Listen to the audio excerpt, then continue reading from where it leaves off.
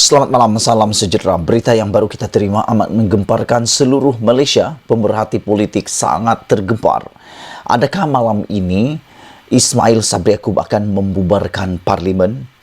Ini semua gara-gara perjumpaan tertutup tergempar yang baru sahaja selesai oleh UMNO, di mana menurut Jamal di dalam satu sidang media, mereka ditelefon secara tergesa-gesa semalam dan mereka dimaklumkan untuk hadir secara segera hari ini di dalam perjumpaan tergempar bersama pemimpin UMNO yang tertinggi termasuk presidennya, iaitu Zahid Hamidi. Menurut laporan yang kita terima ini, Ketua UMNO bahagian terima panggilan perjumpaan malam tadi. Perjumpaan itu, telefon itu dibuat di dalam masa yang sangat singkat, terdesak dan tergempar. Menurut Jamal, di dalam pengakuan ataupun di dalam sidang media tersebut, mereka tidak tahu pada asalnya apakah tujuan mereka dijemput dan mereka juga tidak tahu sebelumnya, sehinggalah mereka berjumpa di pejabat parti itu hari ini. Katanya panggilan tersebut memang mengejutkan kerana dibuat cakap-cakap mengenai pilihan raya sedang hangat diperkatakan. Menurut Jamal, Ketua bahagian UMNO juga tertanya-tanya mengapa mereka dipanggil menghadiri perjumpaan khas berkenan namun hadir seperti diminta. Dan malam ini, hari ini, dilaporkan tepat 6.28 petang sebentar tadi, pemimpin tertinggi UMNO dijadualkan mungkin jumpa Perdana Menteri di Seri Perdana malam ini. Ada dua perkara yang mungkin akan berlaku malam ini yang akan menggemparkan Malaysia. Pertama, jangkaan para pemerhati dan penganalisis politik. Pertama, mungkin Ismail Sabri Yaakob akan menghadapi tekanan yang paling besar malam ini apabila pemimpin-pemimpin UMNO akan mendesak beliau untuk membubarkan parlimen paling cepat mungkin malam ini atau besok. Tujuannya tidak lain tidak bukan adalah untuk mengadakan PRU dalam masa yang terdekat. Menurut Zahid Hamidi, jangan halang PRU. Zahid berkata, jangan halang PRU dengan alasan parlimen tergantung, kata UMNO. UMNO menggesa supaya alasan kemungkinan parlimen tergantung tidak digunakan untuk menghalang pilihan raya umum diadakan. Memetik ahli akademik tersohor Wong Chin Huat, presidennya Ahmad Zahid Hamidi berkata, keadaan itu tidak seburuk digambarkan jika berlaku. Profesor Sains Politik dan Demokrasi tersebut menjelaskan bahawa tiada apa-apa yang perlu ditakuti atau membimbangkan jika berlaku parlimen tergantung. Keadaan ini bukanlah situasi yang teruk seperti digambarkan pihak tertentu, malah tidaklah menyebabkan kemusnahan sebuah negara atau ekonomi terjejas teruk, katanya lagi. Dalam simposium keluarga Malaysia semalam, Wong antaranya dilaporkan berkata parlimen tergantung tidak menyebabkan keadaan yang teruk seperti digambarkan bukanlah asing. Katanya jika dilihat dengan konteks lebih luas, terdapat negara berjaya disebabkan kekuatan daripada campuran kerajaan yang dibentuk. Sejak selepas Perang Dunia Kedua, semua kerajaan di Jerman merupakan kerajaan campuran. Dan hari ini, Jerman tetap muncul sebagai sebuah negara yang memiliki ekonomi paling kuat dalam kalangan negara dalam Kesatuan Eropah, katanya lagi. Katanya, jangkaan parlimen tergantung itu benar tetapi tidak perlu dikhawatiri kerana faktor paling utama adalah Parti-Parti Sabah dan Sarawak memilih jalan sendiri, lapor Astro Awani. Ini bermaksud untuk mengelakkan parlimen tergantung. Gabungan nasional seperti Barisan Nasional Pernim memenangi hampir 100 kerusi di Semenanjung dan ia hampir tidak mungkin berlaku kecuali kadar mengundi sangat rendah.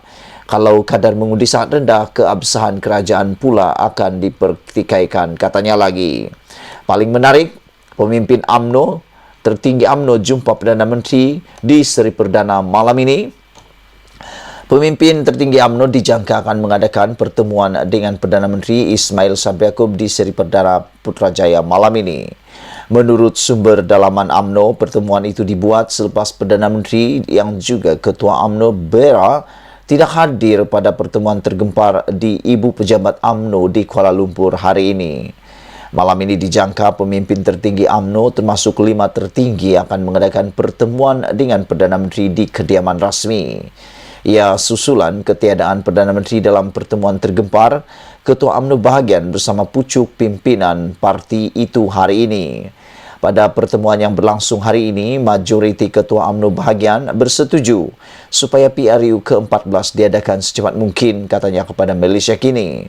Malaysia Kini difahamkan Ismail Sabri yang juga naib Presiden UMNO tidak dapat hadir kerana tugas rasmi yang telah dijadualkan. Panggilan pertemuan Ketua UMNO bahagian hari ini diadakan secara mengejut apabila notis mengenainya diberikan malam tadi. Ketua UMNO Sungai Besar Jamal Mat Yunus ketika ditemui berkata Ketua UMNO bahagian yang hadir hari ini sebulat suara bersetuju supaya PRU 15 diadakan segera.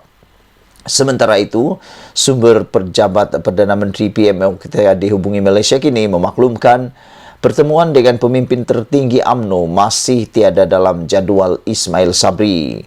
Sebaliknya, malam ini Ismail Sabri dijadual untuk menghadiri majlis makan malam di satu lokasi di luar Putrajaya.